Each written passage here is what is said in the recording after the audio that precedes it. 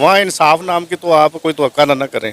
पहले ही हज़ारों कश्मीरी शहीद हो चुके हैं, उनकी सुप्रीम कोर्ट ने कोई नहीं इनिशिएटिव लिया कि उनका कोई मसला हम गौर करें या नेहरू के ज़माने में ही human was said to remove the कबीला of Pakistan from Jammu and Kashmir and remove the bulk of Indian army from Jammu and Kashmir. जो वहाँ इंसाफ का जो निज़ाम है ना, वो इंतहा पसंद हिंदुओं के हाथ आ गया है, जिसकी वजह से वो सारे फैसले आप बाबरी मस्जिद वाला ले लें, आप ये वाला ले लें, कोई भी फैसला है ना वो मुसलमानों के खिलाफ ही करते हैं। 3 चीजें खत्म हुई थी वहां पे।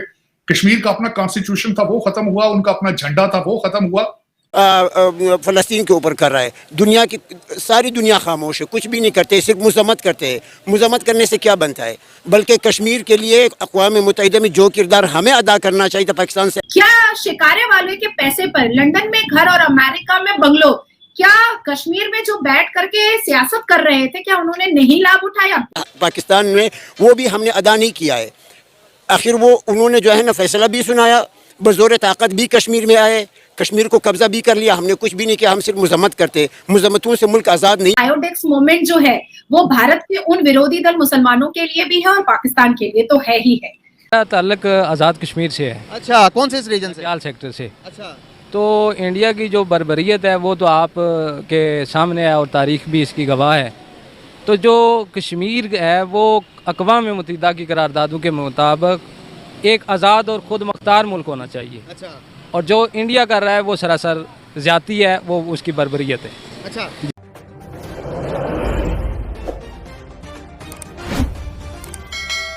2019 से ये जब से इन्होंने स्टेप ये लिया था इस पे, कल जो कोर्ट के अंदर सारा हुआ है वहां पे कश्मीरी लीडर भी बैठे थे और उनका भी रिएक्शन आया है कि वो क्या कहते हैं इस पे। मैं बल्कि 3 लोगों की चीजें इसमें मैं ऐड करना चाहूंगा। एक तो सबसे पहले मैं बताना ये चाहूंगा कि जब ये 370 खत्म हुआ है उसके बाद 3 चीजें खत्म हुई थी वहां पे। कश्मीर का अपना कॉन्स्टिट्यूशन था वो खत्म हुआ, उनका अपना झंडा था वो खत्म हुआ, और क्रिमिनल कोड था उनका अपना वो भी खत्म हो गया उसके बाद।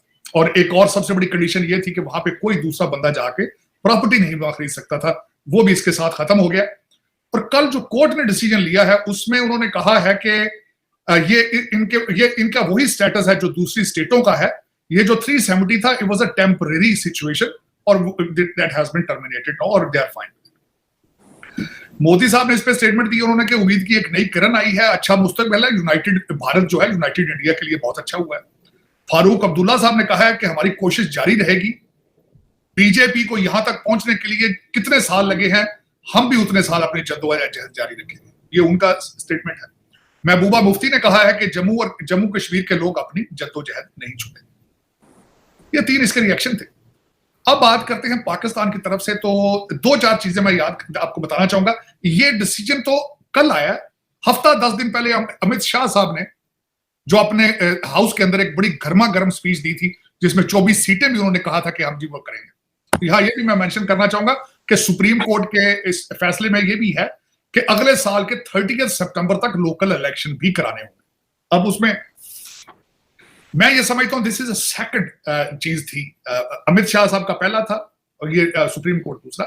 यहाँ ये भी बताना चाहूंगा कि वहां इलेक्शन का साल है, ये भी बताना चाहूंगा। अब ये इसको असेस करना मैं समझता हूं देखने सुनने वालों को चाहिए कि क्या उनको जरूरत थी इस चीज की कि इसको इलेक्शन कैंपेन टाइप इस पे किया जाए। नेहरू के जमाने में ही human was said to remove the कबीला of Pakistan from Jammu and Kashmir and remove the bulk of Indian army from Jammu and Kashmir. अब मैं दूसरा सवाल जवाब दे देती हूँ कि ये तो यूएन ने ही कहा था कि जितने भी पाकिस्तान के कबीले आकर के और जितने भी टेररिस्ट ऑर्गेनाइजेशन आकर के पाकिस्तान में घुस के बैठ गए हैं उनको हटाया जाए। इवन इंडियन आर्मी के भी जो बल्क ऑफ इंडियन आर्मीज आए हुए हैं 370 जब लगा था कश्मीर में, तो उसको भी हटाया जाए। जैसे 100 अगर आर्मीज है तो उसको 10 किया जाए, ऐसे अफरा तफरी का माहौल ना बनाया जाए। ये तो यूएन ने ही कहा था और नेहरू को कहा था। नेहरू ने लिखित रूप में ये बात दी थी कि 370 टेम्पररी है। ये नेहरू ने खुद लिखित रूप में दिया था। 1951 में पहला असेंबली इलेक्शन हुआ था जिसमें नेहरू ने ये कहा था कि आने वाले वक्त में राष्ट्रपति अगर चाहे तो 370 हटाया जा सकता है। भाई ये बात तो लिखित है और नेहरू जी की चिट्ठियां हैं भाई। अब बात आती है कि 370 पर जो भी मातम मनाया जा रहा है, जो भारत के मुसलमान कर रहे हैं या विरोधी दल के नेता कर रहे हैं या पाकिस्तान के लोग जो मातम कर रहे हैं और चूड़ियां तोड़ रहे हैं, तो according to the constitution article 370 was a temporary provision in the constitution.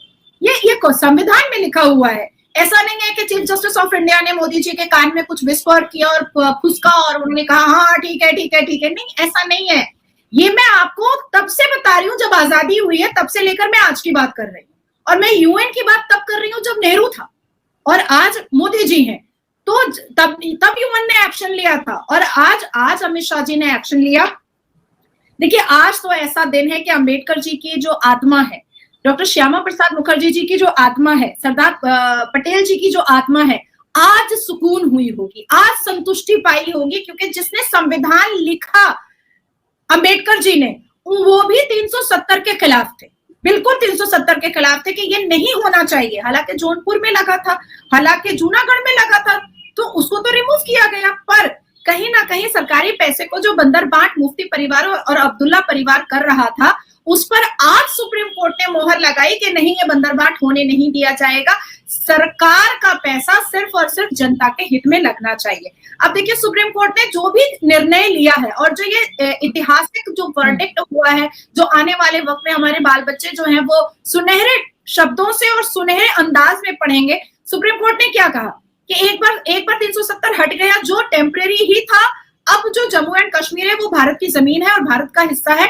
और इसको कोई नहीं डिनाई कर सकता है। No one can deny the president of Bharat decision on 370। अब आता है 370 वाज टेम्परेरी। ये मैं वो बुलेट पॉइंट आपको दे रही हूँ जो चीफ जस्टिस ऑफ इंडिया ने पढ़ा है चेयर पर बैठ करके। राष्ट्रपति have power and authority to take decision on 370।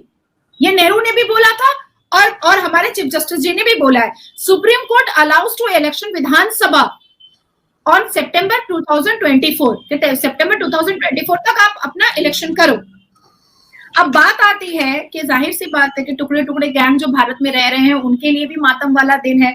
अब जाहिर सी बात है कि आयोडेक्स मूवमेंट जो है वो भारत के उन विरोधी दल मुसलमानों के लिए भी है और पाकिस्तान के लिए तो है ही है। अब बात आती है कि 1989 में और 1999 में क्या यासिन मलिक क्या बेनजीर भुट्टो के कहने पर नरसंहार और जेनोसाइड नहीं किया था? किया तो था। क्या लश्कर तैयबा एक टेररिस्ट ऑर्गेनाइजेशन क्या जम्मू कश्मीर के आबो हवा को खूनी रंग नहीं दे दिया था? दिया तो था।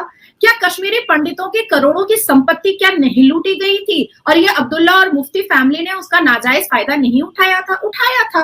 क्या शिकारे वाले के पैसे पर लंदन में घर और अमेरिका में बंगलो, क्या कश्मीर में जो बैठ करके सियासत कर रहे थे, क्या उन्होंने नहीं लाभ उठाया? बिल्कुल उठाया, एकदम उठाया।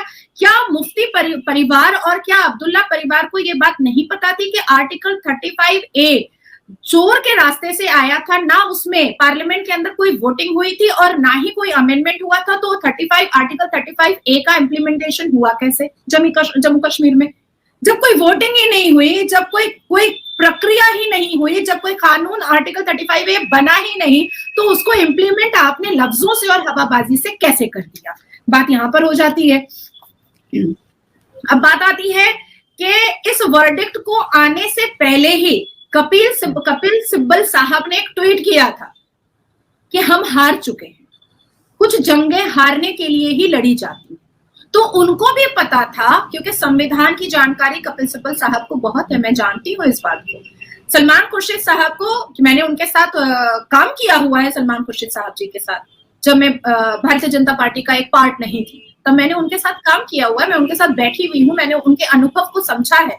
तो सलमान खुर्शीद साहब जी जो कांग्रेस के बड़े चेहरा है, क्या उनको नहीं पता है कि आर्टिकल 370 जो था वो टेम्परेरी ही था? ये तो उनको भी पता था। आज महबूबा मुफ्ती सारे इंडियन नेशनल चैनल्स पर रो रही हैं। क्यों रो रही हैं आप? क्यों आप मुसलमानों को भड़का रही हैं कि भारत भी ऐसे पोजीशन पर आ सकता है? बिल्कुल भारत को ऐसे पोजीशन पर आना चाहिए, क्योंकि 4 साल में जम्मू कश्मीर में जो उन्नति हुई है, जो डेवलपमेंट हुआ है, इसको कोई नहीं इनकार कर सकता।